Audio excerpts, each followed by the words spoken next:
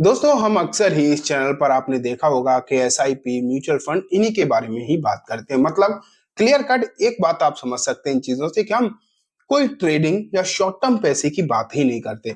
हम बात करते हैं इन्वेस्टमेंट की, मतलब लंबे समय तक पैसा मतलब लंबे समय में पैसा बनाने की, या फिर आप बोल सकते हैं कि वेल्थ की बात करते हैं। इनकम की बात नहीं, वेल्थ आप समझ सकते हैं। वेल्थ का मतलब होता है कि लंबे समय से में बनाया हुआ बड़ा पैसा।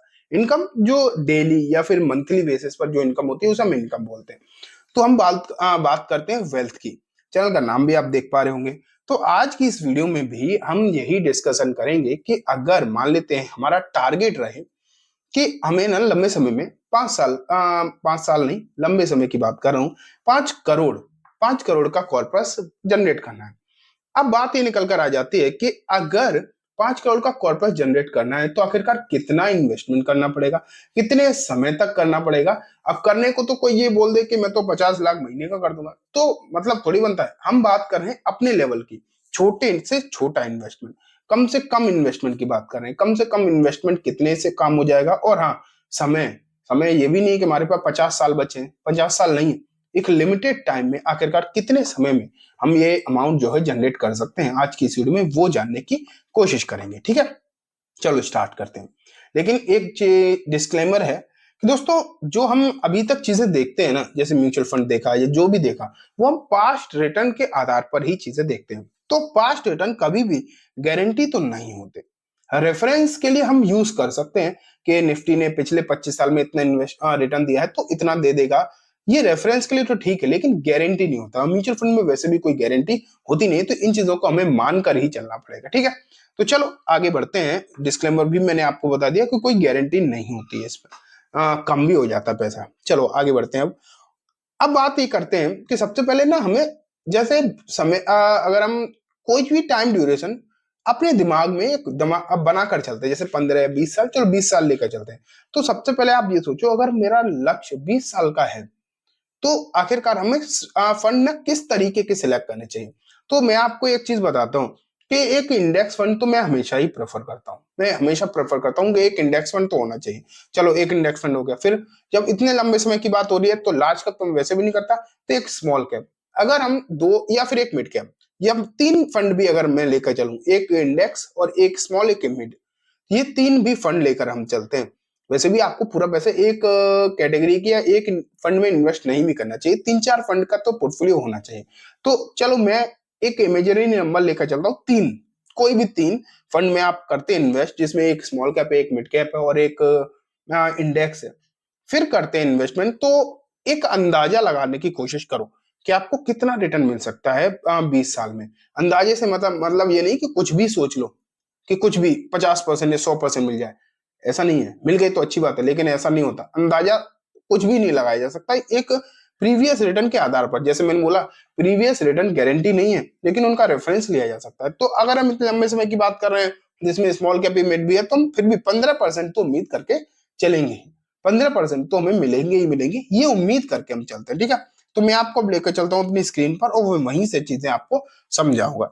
तो 1 सेकेंड, ये देखिए आपके सामने आ चुकी है मेरी लैपटॉप की स्क्रीन। अब आप यहाँ से देखेंगे तो सबसे पहले हमें, जैसे मैंने बोला था कि कम से कम पैसे से हमें बात करनी है, तो मैं लेकर चलता हूँ। चलो 5,000 रुपए से इन्वेस्ट स्टार्ट करते हैं। देखते हैं कि 5,000 रुपए महीने से करते हैं और 20 साल का टाइम पीरियड रखते हैं और 15% जैसे मैंने बोला था। तो कैलकुलेट करते हैं कि कितना अमाउंट निकल कर आता है 20 साल में। 20 साल में दोस्तों अमाउंट निकल कर आया 75 लाख। बात कितने की कर रहे थे? 5 करोड़ की। ये कितना दूर है? हद से ही ज्यादा दूर है। तो ये तो पक्का हो गया कि 5,000 रुपए महीना इन्वेस्ट करके 20 साल में तो 5 करोड़ पर नहीं पहुंचा जा सकता। ये बात तो तय हो गई। अब आ जाते हैं, चलो 10,000 पे पहुंच जाते हैं। बढ़ाना तो पड़ेगा ही ना फिगर। तो चलो 10,000 पहुंचे, 10,000 रुपए महीना अगर इन्वेस्ट करते हैं तो कहां तक पहुंचा जा सकता है? तो भी अगर हम देखें तो 1.5 करोड़ तक ही पहुंचा जा सकता है। 1.5 करोड़ तक ही पहुंचा जा रहा है। या तो अब दो ऑप्शन आ जाते हैं आपके सामने, या तो आप टाइम बढ़ा दो या अपना पैसा बढ़ा दो। अब देखो, टाइम बढ़ा दिया तो ठीक है। चलो 20 की जगह अगर हम 25 कर दें, फिर देख लेते हैं पहले। चलो 20 की जगह 25 कर लेते हैं। अब अगर हम देखें तो 3.3 करोड़ निकल कर आता है, जो कि 25 साल में निकल कर आता है। 25 साल में 3.2 3 करोड़। और एग्जैक्टली अगर हम 5 करोड़ की बात करें तो वो निकल कर आएगा दोस्तों 28 साल में। 28 साल में निकल कर आएगा कितना, 5 करोड़।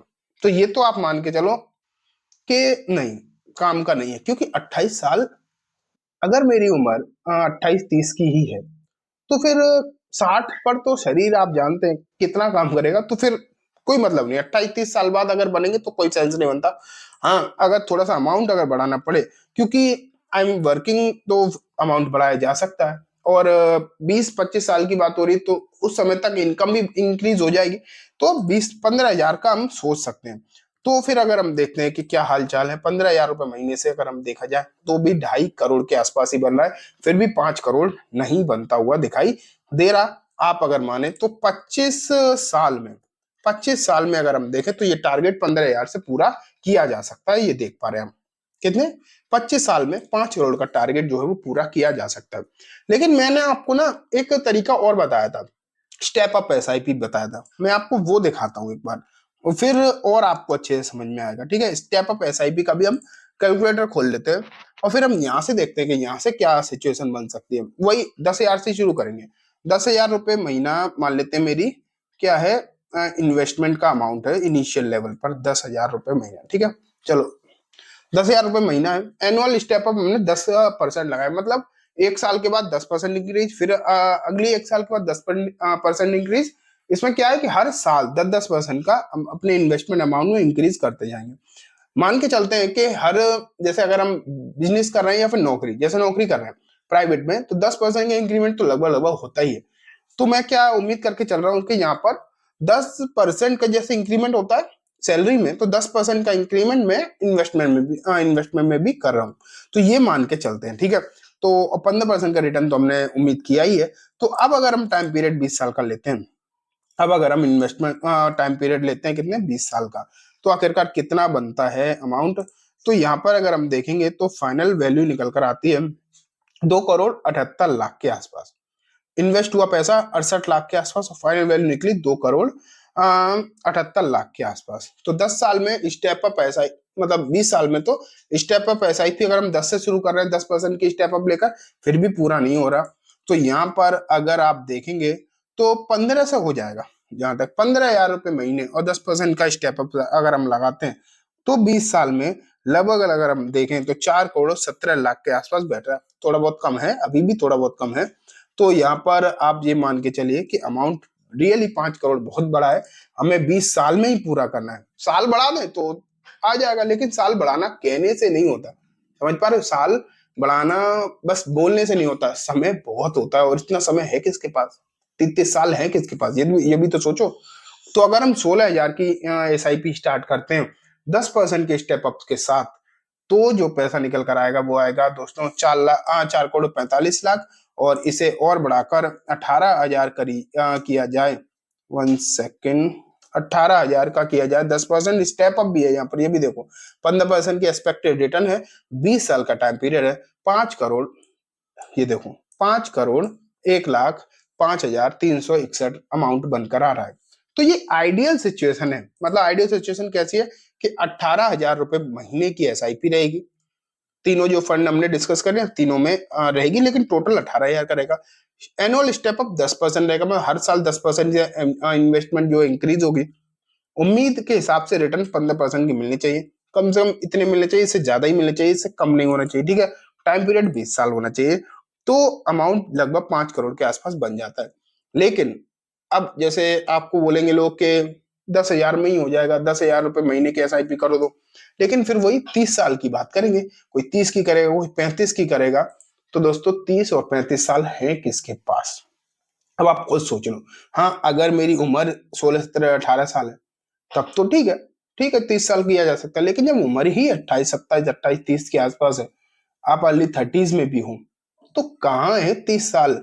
60 साल के बाद अगर पैसा मिल भी जाए तो फिर या तो ये सोच लो कि बच्चों के लिए कर रहे हैं, या अपने लिए अगर आप सोचते हो, तो मुझे नहीं लगता कि ये 60 साल के बाद अगर किसी को पैसा मिले तो वो उसका कुछ कर भी पाएगा। तो एक प्रैक्टिकलिटी बहुत ज्यादा जरूरी है।